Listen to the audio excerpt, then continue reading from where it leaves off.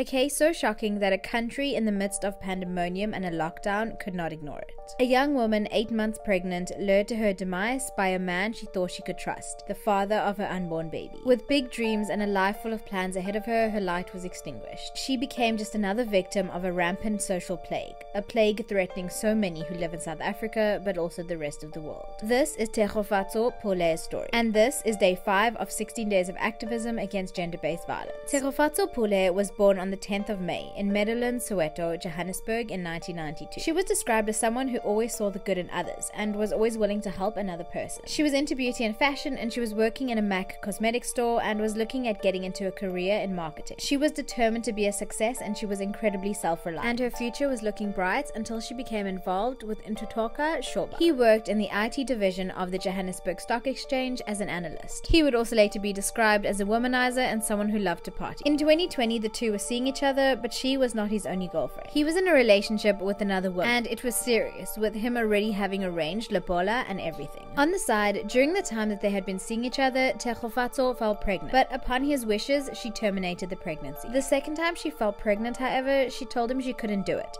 She felt God would punish her. The text messages between the two would later unearth the strained and unemotional manner in which Shoba saw Tshegofatso. As her pregnancy progressed, their relationship declined, and little did she know that Shoba was planning her demise. The first attempt was on the 29th of May 2020, and it failed when she didn't take the bait of a fake interview. The second attempt on the 4th of June, however, would be a different story. On that evening, Tshegofatso had visited Shoba on his request to organize the last lot of baby items, as she was almost due to give birth. He had then called her an Uber, or so she had thought. Instead of an Uber driver, behind the wheel was hired hitman Muzikayise Malapane. The last time Tshegofatso is seen alive is caught on CCTV footage that would later go viral, and as she gets into the vehicle, her fate is sealed. The next day, her body, although unidentified at the time, is discovered, hanging from a tree with a wound to the chest. She was only 28 years old. Over the next days, her family reports her missing, and Shoba inserts himself into the search. But as her name and her missing poster is shared across social media, her body is soon identified. Street footage is found, and 11 days after her murder, Malapane is arrested. He would later confess and detail that Shoba was the one who instructed him to do what he did. He then signed a plea bargain and was sentenced to 20 years for the murder and 5 years for obstructing justice and possession of an unlicensed firearm. Shoba was soon arrested and denied bail 3 times. Even though Shoba pled innocence and even accused the hitman at one stage of being the baby's father, constantly changing his story throughout his trial, he was eventually found guilty.